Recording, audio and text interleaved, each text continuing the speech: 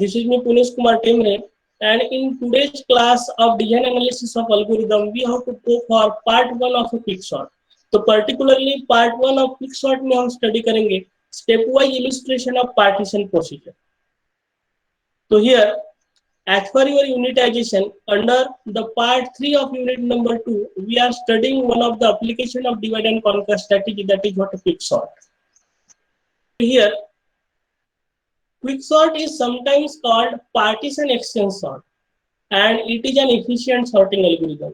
तो बहुत बार quicksort की जगह आपको ऐसा भी नाम दिया हुआ रह सकता है partition extend sort.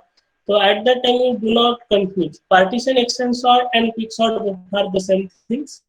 This particular sorting technique was developed by British computer scientist Tony Orey in 1959, and this particular algorithm was published in 1961. And whenever this particular algorithm will be implemented in a well manner, then it is found that it is 2 or 3 times faster than its main competitor, just like merge sort or a heap sort. तो exactly अगर asymptotically अगर देखा जाए तो quick sort, heap sort और merge sort ये तीनों की कॉम्प्लेक्सिटी लगभग सेम होती है, बट प्रैक्टिकल इम्प्लीमेंटेशन की अगर हम बात करेंगे और क्विक सॉर्ट को अगर प्रॉपर तरीके से अगर इम्प्लीमेंट किया गया है तो मर्ज सॉर्ट के मुकाबले ये 2 या 3 गुना फास्टर हो सकता है. अब ये चीजें क्यों होती है आने वाले सब्सिक्वेंट क्लासेस में हम देखने वाले हैं. तो here quicksort is particularly a comparison sort. Comparison sort का मतलब ये है कि यहाँ पे लेस देन इक्वल्स टू इस तरह के कंडीशंस अप्लाई करके हम पूरे के पूरे डेटा को सॉर्ट कर सकते हैं. And second, efficient implementation of quicksort are not a stable sort. यानी पर्टिकुलर हमारे डेटा का जो ऑर्डर अगर रहेगा तो वो ऑर्डर को हम प्रिजर्व नहीं कर पाते हैं. That's why this particular quicksort technique is not a stable sort. तो आपको याद रखना है कि क्विकसॉर्ट ये एक कंपैरिजन सॉर्ट है और सेकंड ये स्टेबल सॉर्ट नहीं है. अब क्विकसॉर्ट का वर्किंग प्रिंसिपल हम देख लेते हैं. तो as far as the working principle of quicksort is concern, this particular sorting technique is once again work in a divide and conquer fashion. क्यों? क्योंकि वैसे भी हम स्टडी कर रहे हैं डिवाइड एंड कॉन्कर स्ट्रेटेजी का एक एप्लीकेशन क्विकसॉर्ट करके. इसका मतलब यहाँ पे यूज होने वाला प्रिंसिपल जो रहेगा वो फिर से डिवाइड एंड कॉन्कर ही रहेगा. तो डिवाइड एंड कॉन्कर स्ट्रेटेजी में पहली फेज जो होती है वो है डिवाइड फेज. और डिवाइड फेज में हम एग्जैक्टली करते क्या है, तो डिवाइड फेज में हम हमारे एरे को या हमारे पर्टिकुलर प्रॉब्लम को सब पार्ट में डिवाइड करते हैं. तो आप रिकॉल कीजिएगा मर्ज सॉर्ट, जो कि हमने इससे अर्लियर क्लासेस में स्टडी किया था. तो आप प्लीज रेफर कीजिएगा मर्ज सॉर्ट के वीडियो. तो मर्ज सॉर्ट में हमने देखा था जब हम डिवाइड फेज अप्लाई करते थे तो हम हमारे एरे को एग्जैक्टली मिडल में से डिवाइड करते थे. बट यहाँ पे ऐसा नहीं है. यहाँ पे हमारा एरे डिवाइड तो हो रहा है, लेकिन डिवाइड कहाँ से होगा ये डिपेंड करता है पाइवोट किसको सिलेक्ट कर रहे हैं. तो यहाँ पे हम एक पर्टिकुलर एलिमेंट को पाइवोट करके सिलेक्ट करते हैं और पाइवोट की जो अल्टीमेट पोजीशन होने वाली है जहाँ पे कि अरे को सॉर्ट करने के बाद हम स्टोर करने वाले हैं, उस पर्टिकुलर लोकेशन पे हम पाइवोट को स्टोर करते हैं. और सारे वो छोटे एलिमेंट्स जो पाइवोट से कम है, यानी all the elements which are smaller than the pivot will be categorized into left sub part of the array, whereas all the greater element will be classified into the right sub part of array. तो हमारा pivot क्या रहेगा, ये pivot की basis पे यहाँ पे हमारा अरे डिवाइड होने वाला है. तो पहला फेज तो वैसे भी हमारा डिवाइड ही फेज है, लेकिन डिवाइड करने का तरीका यहाँ पे अलग है. मर्ज सॉर्ट में एग्जैक्टली मिडल में से हमारा अरे डिवाइड होता था. यहाँ पे हमारा अरे एग्जैक्टली मिडल में से डिवाइड हो भी सकता है या नहीं भी हो सकता, डिपेंड करेगा आपका पाइवोट एलिमेंट कैसा है. Getting it? और पाइवोट के बेसिस पे हमारा अरे पाइवोट से सारे छोटे एलिमेंट लेफ्ट सब अरे में चले जाएंगे, जबकि पाइवोट से सारे greater element right sub array में चले जाएंगे. इस हिसाब से हमारा अरे जो रहेगा ये अरे हमेशा सब प्रॉब्लम्स में या सब अरे में डिवाइड होते जाएगा. तो this is what a divide phase. और ये वाला प्रोसेस तब तक के चलता रहेगा जब तक के हमारे सब अरे का साइज सिंगल नहीं हो जाता. यानी जब तक के सिंगल इनपुट वाला अरे नहीं मिलता तब तक ये डिवाइड फेज रिकर्सिवली चलते रहेगा. और आफ्टर दैट सेकंड फेज जो होता है that is what a conquer phase. तो कॉन्कर फेज में हम सारे के सारे हमारे जो पाइवोट्स है जिनको हमने अल्टीमेट इंडेक्स पोजीशन पे स्टोर करके रखा है उनको हम कॉन्कर करेंगे. तो whenever we will go for the collections of all the pivots, automatically हमारा array जो रहेगा वो sorted array बन जाता है. So this is what the working principle of our quicksort. Now we have to go for the pseudo code of a quick sort. तो quick sort के pseudo code के लिए सबसे पहला है फंक्शन कॉल। तो क्विक सॉर्ट का function call है APR। ये का मतलब है जिस पर्टिकुलर एरे के लिए हम क्विक सॉर्ट अप्लाई कर रहे हैं। P का मतलब है starting index of that particular array. R का मतलब है last index of that particular array. तो मान के चलो कि अगर मेरा अरे 5 साइज का है, स्टार्टिंग इंडेक्स 1 है और लास्ट इंडेक्स अगर 5 है, तो ये क्विक सॉर्ट का फंक्शन कॉल रहेगा क्विक सॉर्ट A15। अब क्विकसॉर्ट के भीतर फिर से दो फेजेस होते हैं, divide phase and conquer phase. तो पर्टिकुलरली क्विकसॉर्ट में डिवाइड फेज और कॉन्कर फेज अलग अलग लेवल पे वर्क नहीं करता, अलग अलग लेवल पे वर्क नहीं करता। इसका मतलब जैसे कि हमने देखा था कि मर्ज सॉर्ट में अगर आप देखोगे तो मर्ज सॉर्ट में लेवल 1 पे पहले डिवाइड होता था, फिर लेवल 2 पे डिवाइड होता था, फिर लेवल 3 पे डिवाइड होता था। तो ऐसे लेवल वाइज पहले डिवाइड होते जाता था और उसके बाद फिर कॉन्कर होते जाता था। तो टॉप डाउन अप्रोच में हमारा डिवाइड हो रहा था और बॉटम अप फैशन में हमारा कॉन्कर होता था।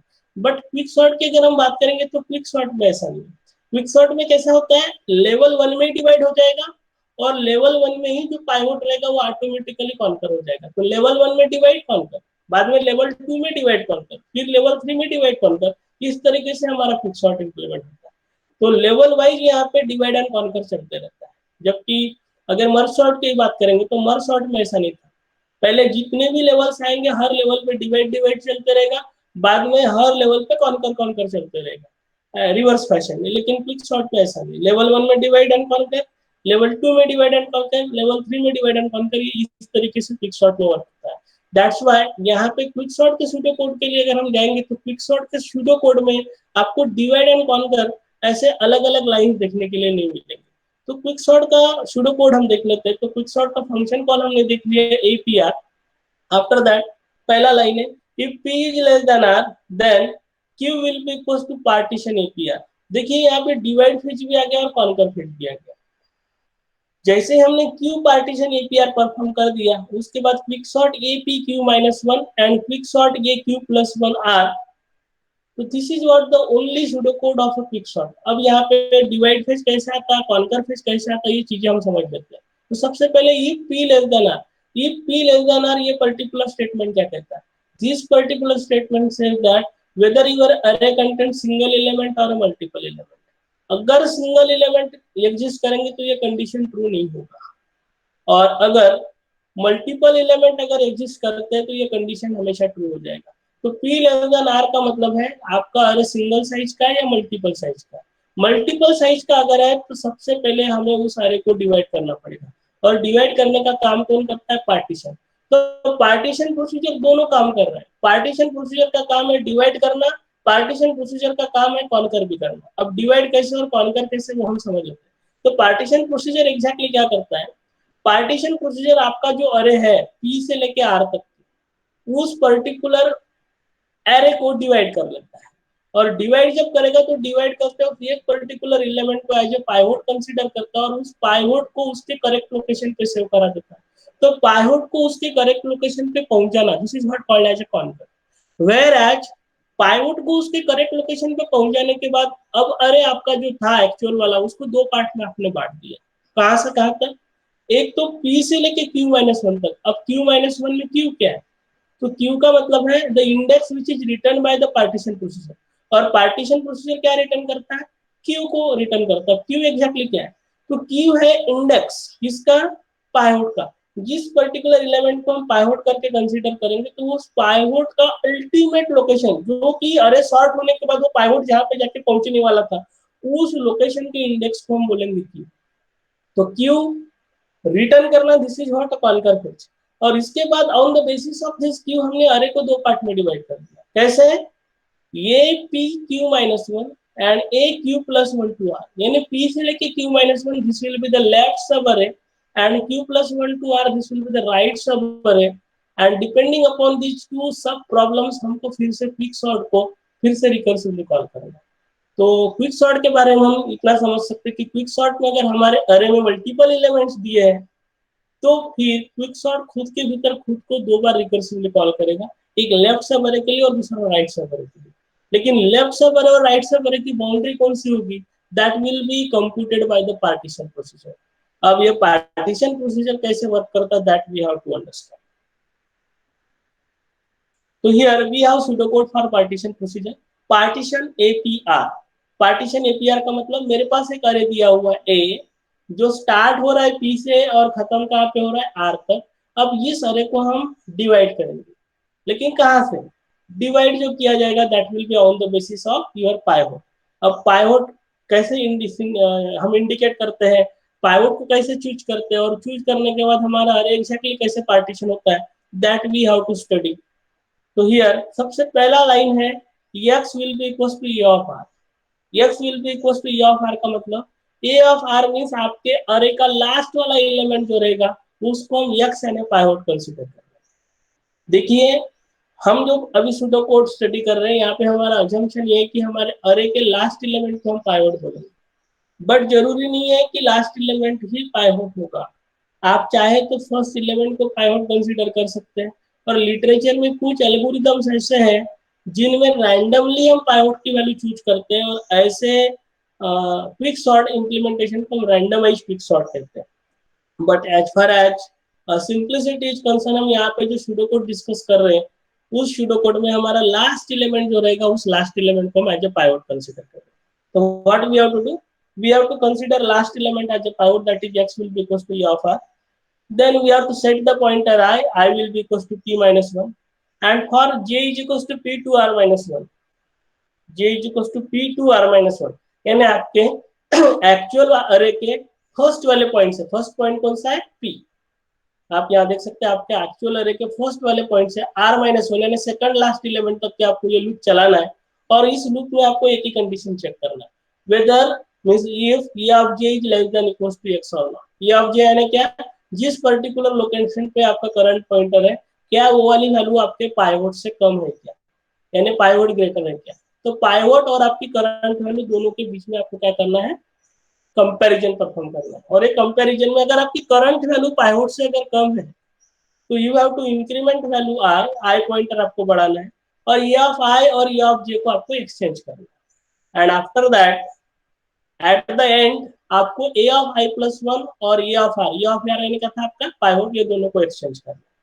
तो इन और लास्ट में i plus 1 को हमें रिटर्न करना है। i plus 1 का मतलब होगा वो पर्टिकुलर इंडेक्स वैल्यू जहां पे हमको हमारे पाइवोट को स्टोर करना है। तो ये सारी चीजें हम एक बार फिर से देख लेते हैं। हमारे पार्टीशन प्रोसीजर का सूडो कोड पार्टीशन एपीआर, सबसे पहले हमने पाइवोट को सेट किया, यानी set the last element of array as a pivot, that is x is equals to e of r। Second pointer i को सेट किया, और अभी हमने क्या किया, from first element to second last element हमने हमारे अरे को सर्च किया। Every time we have to compare current element with the pivot, check करना है करंट एलिमेंट पाइवोट से कम है या नहीं, छोटा है या नहीं। अगर करंट एलिमेंट पाइवोट से छोटा है तो दो चीजें परफॉर्म करना है, पहले तो आपको आई पॉइंटर एक से बढ़ाना है, और e of i और e of j के वैल्यू को एक्सचेंज कर देना। ये होने के बाद लास्ट में आपको e of i plus 1 और e of r ये दोनों को एक्सचेंज परफॉर्म करना है। तो this is what a pseudo code of partition procedure, and at the end we have to return the index i plus 1। i plus 1 वो वाला value indicate करेगा जो सॉर्टेड अरे में आपके पाइवोट का करेक्ट वाला इंडेक्स रहेगा। तो i plus 1 will be the index value जो आपके सॉर्टेड अरे में आपका पाइवोट वैल्यू जहाँ पे जाके स्टोर होने वाला है। Getting it? तो this is about the partition procedure. And now what we have to do, we have to go for understanding of a partition procedure. और पार्टीशन प्रोसीजर को समझने के लिए हम यहाँ पे एक एग्जांपल समझ लेते हैं। तो पहले तो समझ लेते हैं कि पार्टीशन प्रोसीजर का सेमेंटिक क्या है। तो यहाँ पे हमारे पास एक अरे दिया हुआ है, और अरे में टोटल एलिमेंट्स है हमारे 7।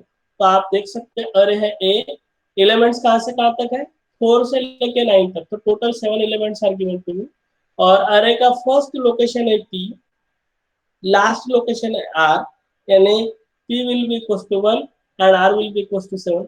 और इसके लिए इस पर्टिकुलर गिवन अरे के लिए मुझे पार्टीशन प्रोसीजर कॉल करना है। तो फंक्शन कॉल क्या रहेगा, function call will be partition APR. P का वैल्यू 1 है और आर का वैल्यू 7 है, इसलिए फंक्शन कॉल क्या बनेगा, पार्टीशन A7, पार्टीशन A17। अब पार्टीशन A17 का मतलब क्या है, तो आप यहाँ देख सकते हैं पार्टीशन A17 का मतलब ये है कि मेरे पास जो अरे दिया हुआ है जो 1 से लेकर 7 तक के चल रहा है इस पर्टिकुलर अरे को अभी मुझे पार्टीशन करना। अब जब हम पार्टीशन करते तो पार्टीशन का मतलब ये होता है आपके पास जो अरे दिया हुआ है उस अरे में से एक पर्टिकुलर एलिमेंट को आप पाइवट कंसीडर करो।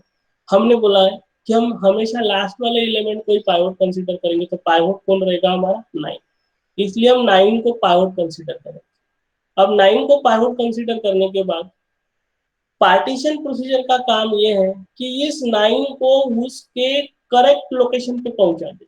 9 को उसका करेक्ट लोकेशन है ना, क्या उसका अल्टीमेट पोजीशन।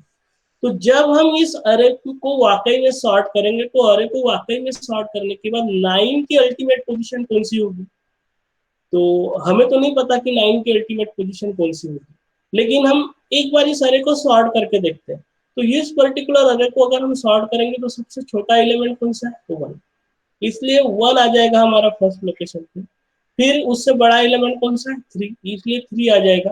तो इस तरीके से इस गिवन अरे को अगर हम सॉर्ट कर दे तो इसका सॉर्टेड स्ट्रक्चर कुछ इस तरीके से रहेगा।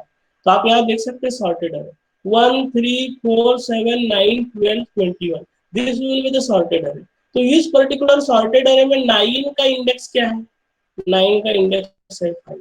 यानी जब कभी भी हम इस पर्टिकुलर गिवन अरे को प्रोसेस करेंगे तो 9 को उसके अल्टीमेट ठिकाने पे पहुंचाना है। 9 का अल्टीमेट ठिकाना कौन सा रहेगा 5। तो 9 जहाँ पे स्टोर होने वाला है वो लोकेशन है 5, इसलिए पार्टीशन प्रोसीजर का आउटपुट जो रहेगा दैट विल बी द 5।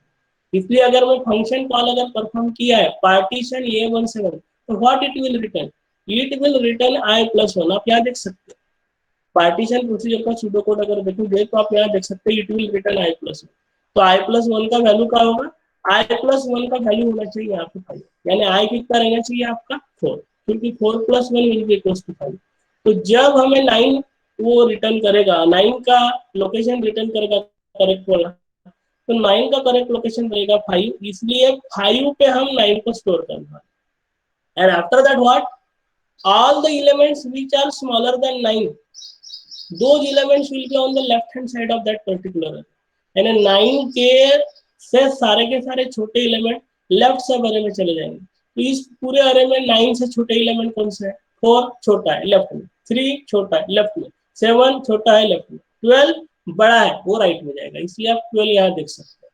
तो 4 3 7 and 1 these are the smaller element, therefore ये लेफ्ट सब अरे में आएंगे, जबकि 12 एंड 21 ये दोनों बड़े हैं वो राइट सब अरे में जाएंगे।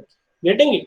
तो पार्टीशन प्रोसीजर का काम है कि आपको अगर कोई अरे दिया है तो उस अरे के लास्ट वाले एलिमेंट को एज ए पाइवट कंसीडर करना, हमने समझ लिया 9 हमारा पाइवट है, उसको उसके करेक्ट लोकेशन पे पहुंचाना। करेक्ट लोकेशन पे पहुंचाने का काम पार्टीशन का प्रोसीजर का काम है। तो करेक्ट लोकेशन कौन फाइंड आउट करेगा, पार्टीशन प्रोसीजर, इसलिए पार्टीशन प्रोसीजर विल रिटर्न 5। तो 5 रिटर्न करने के बाद हमने 5 पे 9 को स्टोर कर दिया, और वो सारे एलिमेंट जो 5 से छोटे वो लेफ्ट सब अरे में, तो हमने लेफ्ट में डाल दिया। वो सारे एलिमेंट जो बड़े हैं 9 से वो राइट में डाल दिया। अब प्रॉब्लम ये है कि 1 3 4 7 ये कौन से सीक्वेंस में रहेंगे, क्या 1 पहले रहेगा, 3 पहले रहेगा, 7 पहले रहेगा, 4 पहले रहेगा, ये हमें नहीं पता है। And that's why what we have to do, इस पार्टीशन प्रोसीजर को भी हम स्टेप वाइज अप्लाई करके देखते हैं with respect to one example. Getting it. So here we have one problem. Problem 1. Illustrate stepwise execution of partition procedure on following array A. The procedure call is partition A17। तो आप देख सकते हैं हमारे पास एक प्रॉब्लम दिया है। इस प्रॉब्लम में हमने एक एरे लिया है और इस एरे पे हमने फंक्शन कॉल जो परफॉर्म किया है वो है पार्टीशन A17। यानी A कहीं ना कहीं इसका स्टार्टिंग इंडेक्स 1 होना चाहिए और लास्ट इंडेक्स हमारा 7 होना चाहिए। तो we have to go for the solution.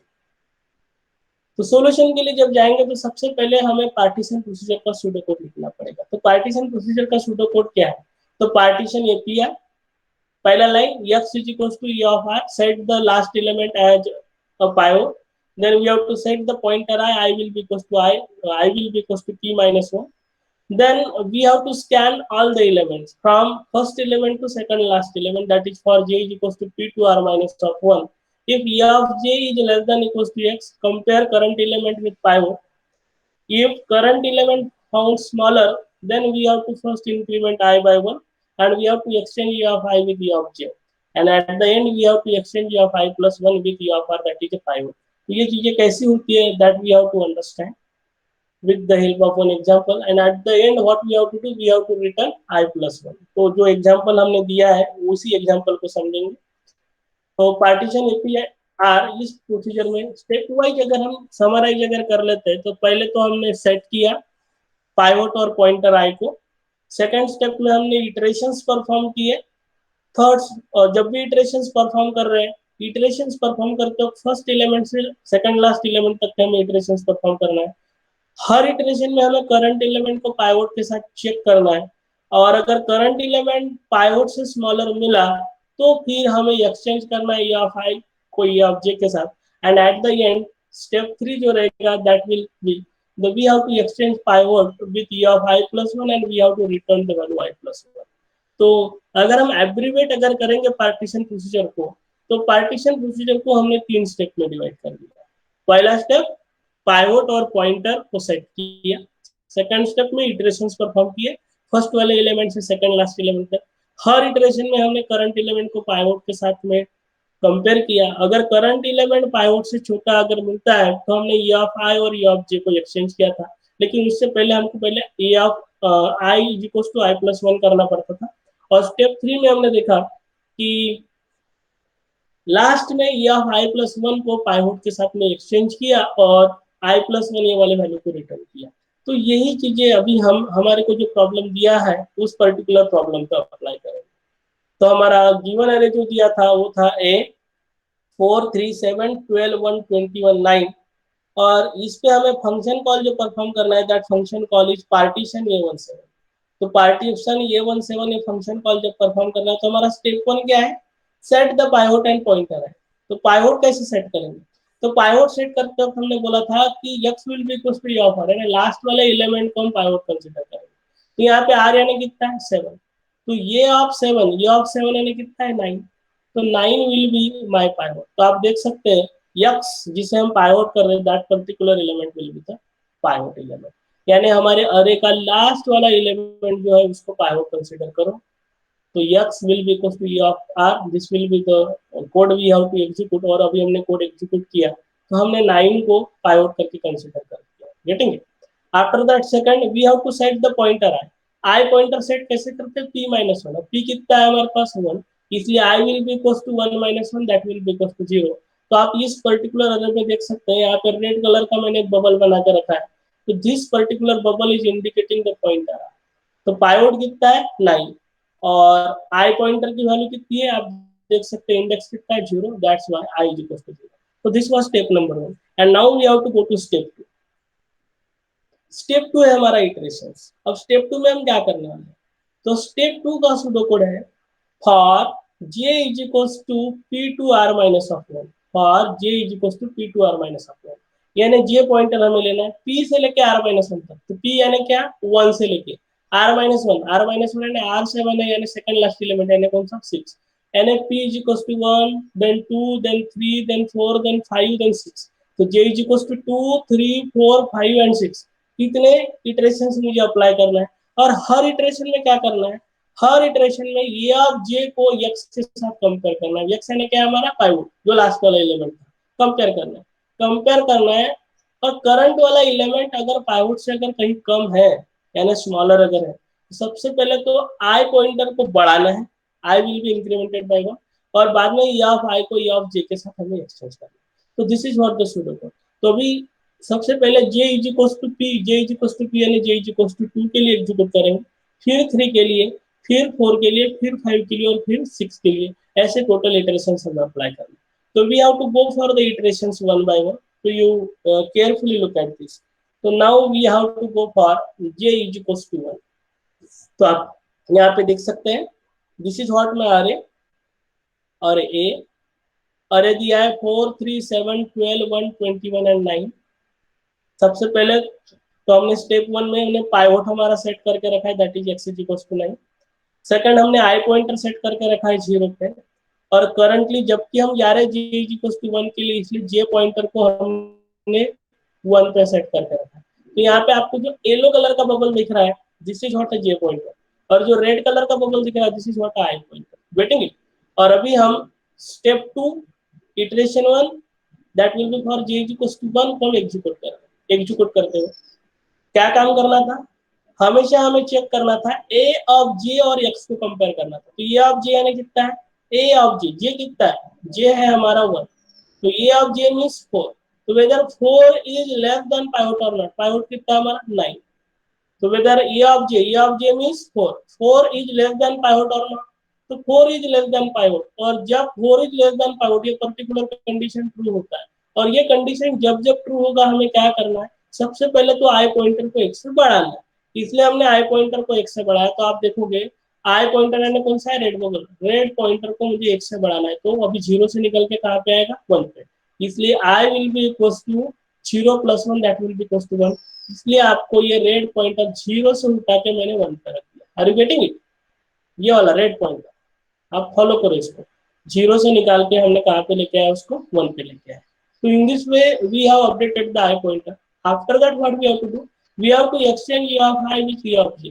अब e ऑफ i यानी कितना है, 4, और ये ऑफ j यानी कितना है, j पॉइंटर भी अभी 4 पे है। तो ये क्योंकि ये रेड बबल यहाँ से निकल के यहाँ आ गया, e of i and e of j both are pointing to same element, that is 4. So therefore 4 will get exchanged with itself. तो exchange e of 1 with e of 1, क्यों i और j दोनों 1 1 ही है।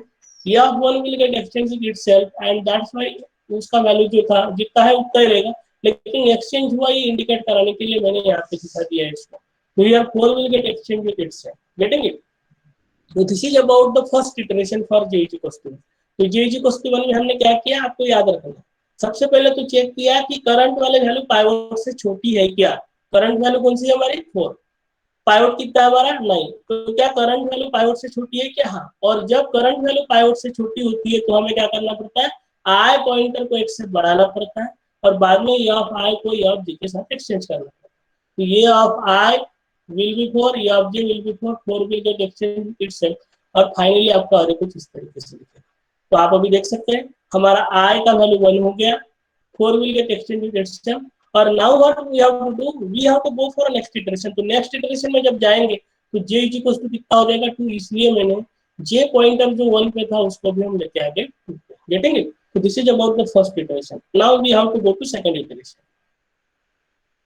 अब देख सकते हैं सेकंड इटरेशन फिर से स्टेप 2 में ही है। Second iteration for j is equal to 2, इसलिए जे जो है आपका 2 पे है, आई जो है प्रीवियस इटरेशन पे आप 1 पे लेके आए थे। अब आपको क्या करना है, ए ऑफ जे यानी कितना है 3, whether 3 is less than pivot, pivot कितना है 9, यस। तो 3 is less than pivot, pivot है ना 9, ट्रू कंडीशन है। और a of j is less than x होने की वजह से, ट्रू होने की वजह से अभी सबसे पहले आई पॉइंटर को 1 से बढ़ाना है। तो आई कितने पे था, 1 पे था, उसको कहाँ लेके आना पड़ेगा 2 पे।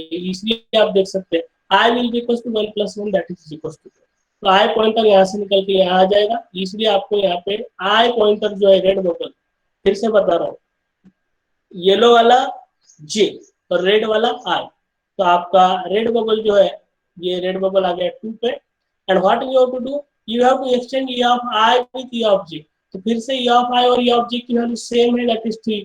तो यहाँ पे एक्सचेंज परफॉर्म होगा और एक्सचेंज परफॉर्म करके ये 3 will get exchange with itself. इसलिए आई पॉइंटर आपका 2 पे आ गया, 3 को 3 के साथ एक्सचेंज कर दिया। और नेक्स्ट इटरेशन में जाने के लिए आपको जे पॉइंटर को 1 से बढ़ाना, इसलिए वो 3 हो जाएगा। इसलिए आपको जे पॉइंटर आपको 3 पे दिखना होगा, getting it? This is about the iteration 2। Now we have to go to iteration 3। अब iteration 3 will be for j is equal to 3। तो जे इज इक्वल टू 3 है 7, वेदर 7, अभी मैं थोड़ा सा फास्ट ले रहा हूँ, आपको अगर नहीं जम रहा है तो आप थोड़ा सा पॉज करके खुद के करके लिखिएगा, गेटिंग इट? तो whether 7 is less than 9, yes 7 is less than 9, इसका मतलब ट्रू है। Therefore i will get incremented by 1, तो ये हो जाएगा 3। A of i and a of j will get exchange, तो a of 3 will get exchange with itself and this particular value will get exchange, उसको exchange हुआ करके हमने यहाँ पे इंडिकेट किया। तो आई पॉइंटर आपका बढ़ के 3 हो गया और नेक्स्ट इटरेशन में जाने के लिए जे की वैल्यू कितनी हो जाएगी 4।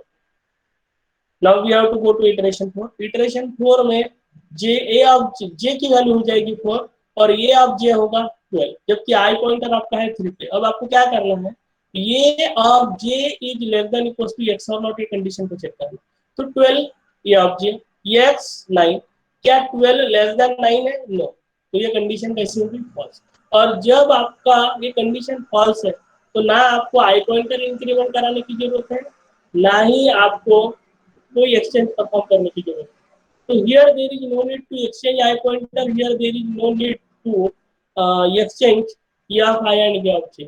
तो ओनली क्या करना पड़ेगा, आपका आई जहाँ है वहीं पे रहेगा, कोई एक्सचेंज परफॉर्म करने की जरूरत नहीं है। और जे पॉइंटर जो है आपको हल्के से बढ़ा देना है। तो हमने 12 को यहाँ पे प्रोसेस कर दिया, इसलिए हमने इस पे यहाँ पे ग्रीन करके रखा, नहीं तो आप कंफ्यूज हो जाओगे कि यहाँ पे हमने एक्सचेंज परफॉर्म किया इसलिए ग्रीन किया। नो, एक्सचेंज परफॉर्म नहीं किया, जस्ट हम ग्रीन कलर इंडिकेट कर रहे हैं कि किसको किसको हमने प्रोसेस किया। तो ये प्रोसेस 12, इसलिए अभी हमारा येलो पॉइंटर यहाँ पे 5 पे चला जाएगा। तो यहाँ पे आप देख सकते हैं yellow pointer, getting it. Now we have to go to next, that is j is equal to 5। तो नेक्स्ट इटरेशन है j इज इक्वल टू 5 पे। आप देख सकते हैं हमारा j पॉइंटर 5 पे और i पॉइंटर 3 पे ही था, क्योंकि आप प्रीवियस इटरेशन में देख सकते हैं, प्रीवियस इटरेशन हमारा i पॉइंटर जो था वो 3 पे था, इसलिए अभी मैं नेक्स्ट इटरेशन है इटरेशन 5 में जब मैं जाऊंगा तो j जो रहेगा, j will be at 5 whereas I will be at 3. Now what we have to do? We have to once again check ये of j is less than equals to pivot or not। तो ये of j कितना है 1 और pivot कितना है 9। क्या 1 pivot से छोटा है? यस, यानी कंडीशन कैसा है, कंडीशन है आपका ट्रू। और जब कंडीशन ट्रू रहेगा तो आपको क्या करना पड़ता है, पहले i की वैल्यू बढ़ाना पड़ेगा। तो आपने i की वैल्यू बढ़ाया, तो i की वैल्यू हो गई i equal to i plus 1, तो 3 से बन के 4, इसलिए हमारा ये पॉइंटर 3 से निकल के 4 पे आ जाएगा, जो हमने यहाँ पे इंडिकेट किया। After that e of i और e ऑफ j को एक्सचेंज करो, तो अभी i तो यहाँ आ जाएगा, तो e ऑफ i कितना है 12 और e ऑफ j कितना है 1, दोनों को एक्सचेंज करेंगे तो 1 यहाँ आ जाएगा, 12 यहाँ आ जाएगा। इसलिए आप देख सकते हैं फोर्थ वाले इंडेक्स पे 1 आ जाएगा, इसलिए फोर्थ वाले इंडेक्स पे 1 है, जबकि फिफ्थ वाले इंडेक्स पे 12 आ जाएगा, इसलिए फिफ्थ वाले इंडेक्स पे आपको 12 दिख रहा है। तो in this way we have performed the exchange, e of 4 is equals to 1 and e of 5 will be equals to 12. So this was about iteration 5। और नेक्स्ट इटरेशन में जब हम जाएंगे, इसलिए हमने येलो पॉइंटर जिसको हमने जे बोला, जे को अभी 6 पे लाके रखेंगे, इसलिए हमने जे को 6 पे लाके रखा। तो as far as iteration 5 is concern, हमारा एक्सचेंज भी सक्सेसफुल हुआ और आई पॉइंटर जो इनिशियली 3 पे था वो भी कितने पे आ गया 4 पे।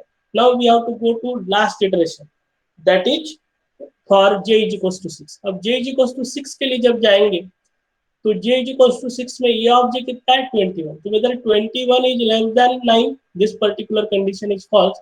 और जब कंडीशन फॉल्स होती ना आपको i को बढ़ाना है, ना ही आपको कोई एक्सचेंज परफॉर्म करना है। तो आई पॉइंटर जो है आपका 4 पे ही रहेगा और हमको 21 को प्रोसेस करना पड़ेगा और इस पर्टिकुलर वैल्यू को हम इंक्रीमेंट कर देंगे। तो जे फॉर लूप में होने की वजह से जे पॉइंटर तो आपका बढ़ेगा, लेकिन जैसे ही जे पॉइंटर बढ़ जाएगा उसके बाद आपको लूप जो चलाना था वो जे इज इक्वल टू 6 तक ही चलाना था, इसलिए आपका फाइनल अरे जो रहेगा वो इस तरह का रहेगा। I pointer will be remain at 4 एंड जे पॉइंटर आपका 7 पे चले गया, लेकिन ये आपका वैलिड इटरेशन नहीं है, क्यों? क्योंकि आप इसको परफॉर्म नहीं कर सकते।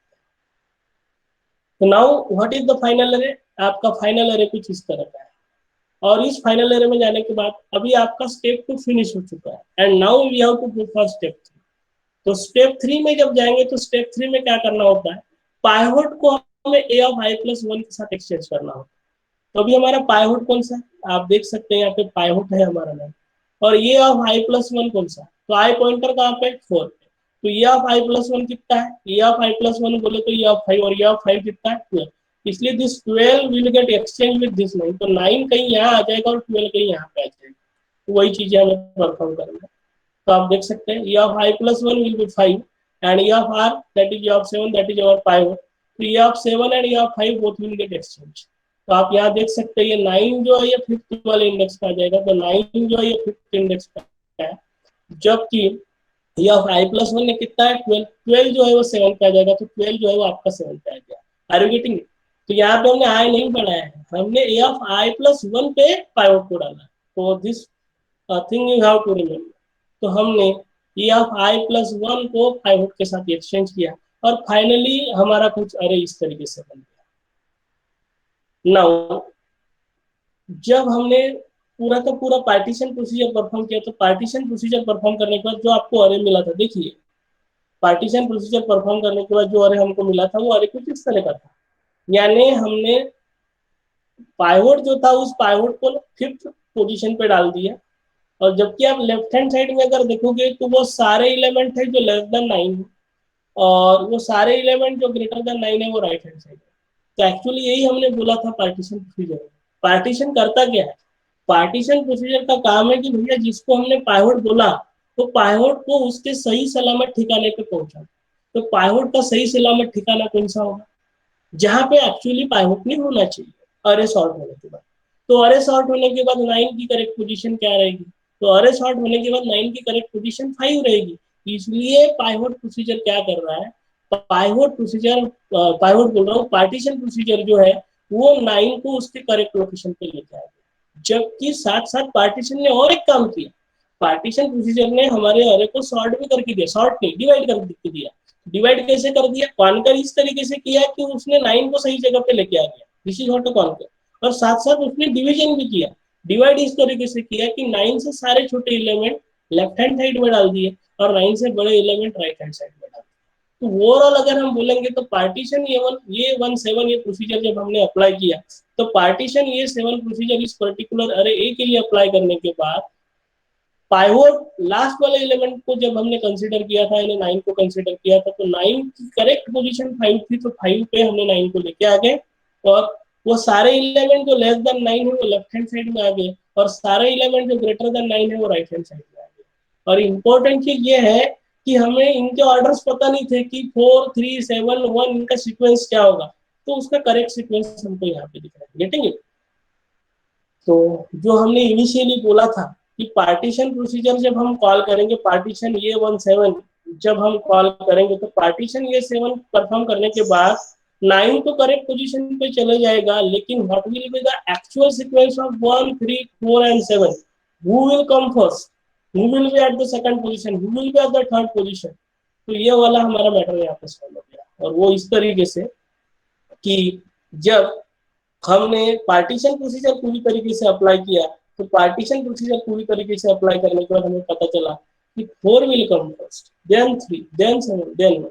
तो देयरफॉर जब आपको स्टेप वाइज इलस्ट्रेट करना है क्विकसॉर्ट को, तो क्विकसॉर्ट को स्टेप वाइज इलस्ट्रेट करते वक्त आपको पार्टीशन प्रोसीजर को सही तरीके से लगाते आना चाहिए। This is not a mandatory requirement. और यही एक रीजन था कि क्विकसॉर्ट पूरा पढ़ने से पहले पार्टीशन एग्जैक्टली कैसे वर्क करता है स्टेप वाइज, वो हमको समझना बहुत जरूरी था।